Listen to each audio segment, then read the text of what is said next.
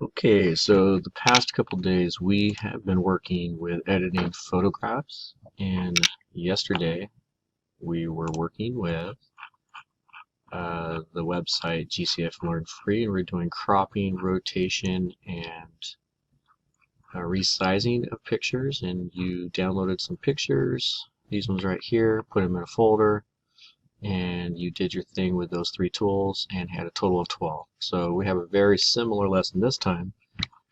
But now we're in the section where it's called fixing common problems, and those common problems are brightness and contrast, color, and sharpness. So just going through this lesson really quickly, with those tools, here are the 6 original images that you're going to be working with. So once again, you'll download those. But before I do that, I'm just going to go through kind of what the lesson is asking you to do. Pixlr X, again, is the program online that we'll be using. So brightness. Sometimes your image comes out too bright or too dark, and you're going to use brightness and contrast to actually fix that. So this right here, you're having a difficult time kind of seeing the faces a little bit. The tree is providing a little too much shade for your subject, so there are ways to fix that with image editing. So when there's not a lot of light in the picture, you can get some what they call noise or graininess, and that's why we have cool tools like Photoshop and others to fix that. Here's another example. Original image, a little too dark. Maybe you didn't use the flash. There's all sorts of reasons why, but we can fix it. Now contrast is the difference between light and dark areas in a picture. So on this website they actually give you a little tool right here to show that. So if you were to put this right in the middle here, that's a pretty good picture, just original picture. More contrast, as you can see, it's just kind of making the darks darker and the lights lighter. And if you take less contrast, then it just kind of gets washed out and everything's kind of muted in the same kind of note, if you will, as far as the picture goes. So there's a way to kind of get that nice medium balance with the brightness and contrast. So in Pixlr, there's an adjust button, brightness, exposure, and contrast that you can mess around with to make your picture look better. Photoshop, once we get into that, there are a lot of more tools that we can use, including levels and curves that make it way easier. So color correction, you have saturation that you have to deal with. So dull and muted colors need to be less or more saturated to become more vivid. So you have original image, slightly more saturated, even more saturated right here, maybe a little too fake according to some people. Original image right here, desaturated, takes some of it away, and then you're back to black and white. So when you're removing saturation, you're actually getting more towards the black and white instead of color. So again, on this site, you can kind of mess around with the saturation tool to see the differences. So I would like, right here, I would have saturated it right here because I like the bright, vibrant pinks and the foreground greens right here. So on Pixlr X, you're at the adjust button. You have vibrance, saturation, temperature, and tint. So we're messing with saturation this time. This is too much, so that looks cartoony, so you want to be careful when you're doing your saturations. Other color corrections that we will go over once we get into Photoshop: vibrance, temperature, and filters. I mean, yeah, you can get into them with Pixlr X, but for the most part, we're just going to do the 3 tools from today. Another one we're going to do is sharpening.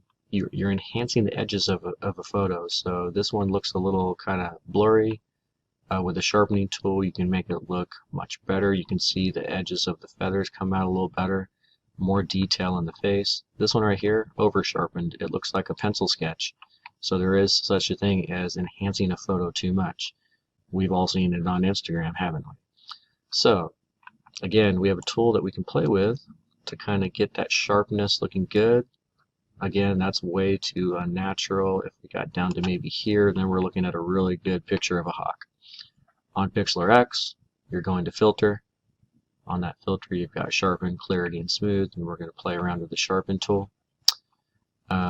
Image noise has to do with like the graininess that you'll get in a photo, and a lot of times that has to do with the light that was either there or not there. So with image noise,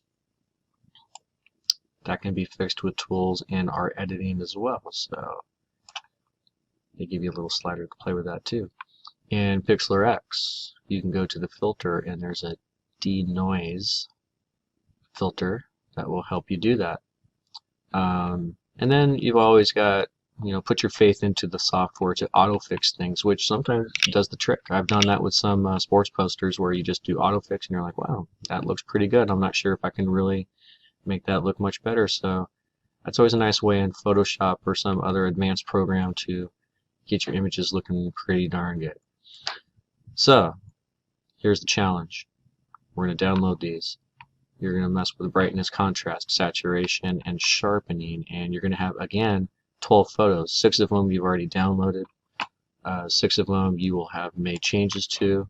So again, you're going to be creating a new folder, and I'll call this Images for Pixlr 2, and go back and just like download these. So left click, then right click.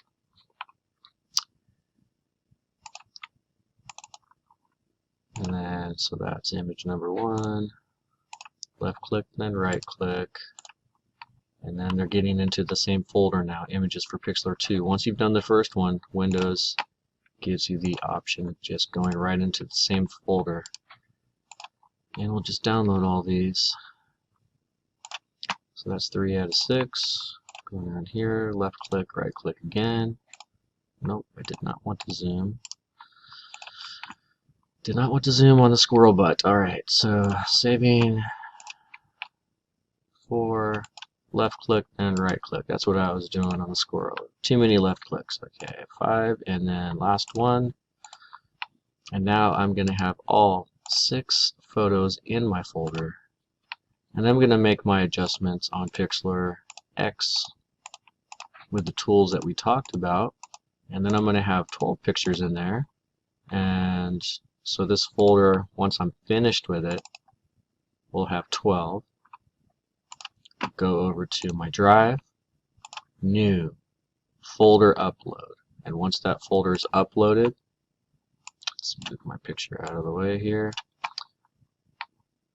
Ooh, where did the one from yesterday go? Let's see. Don't see it. Maybe I didn't put it. Oh no, it was the other one. Okay, that's fine. So let's just pretend it's this Blue Nation Student Store folder. I can click this arrow, share, get the shareable link, and then you copy the link, and then you go over to your Google Classroom and turn it in. So here's a student view, and today's assignment, I haven't quite put because it's right here. I was creating it, brightness, contrast, color, sharpness. I've got the link there, so I'm just going to assign that right now on the teacher side. And once that's finished, I can go over to the student side and refresh, and it should pop up here. There we go. Brightness, contrast, color, sharpness. Let's pretend that I did my work and I have all 12 in there. So I'm going to do a link. I'm going to Control V to paste my link to my folder. Couldn't add link. What a lie. So let's go back and see why. Get shareable link, copy link. Okay, boom. Link, paste. Okay, stop. Here's a fix. Some people have been having trouble with Google Classroom, saying that there's an error when they upload a full folder, like we tried to do with the pictures on the cropping, resizing, and rotating images. So here's a workaround, a backup, if you get that error message like I did in this video. So what you can do is use your OneDrive, which is the Microsoft one, the Office 365. So if you go to onedrive.fresnou.org and sign in with your Atlas credentials, which is your email for the school, which is different than the Google one that I gave you, the BHS Night account. And you can do the same thing as you did for the Google Drive one. So on Google Drive you did folder upload. Same thing with your OneDrive. So you do upload, and you would upload a folder. And let's say I'm doing this Pixlr editing number 1 again. In this case it's number 2, so I've got all 12 files in there. I'll upload, and then once I already have one that exists. Cool. So it's already there. So once it's here in your OneDrive, you're going to go here to Share, and you're going to copy the link, and that's what you turn into the Google Classroom assignment.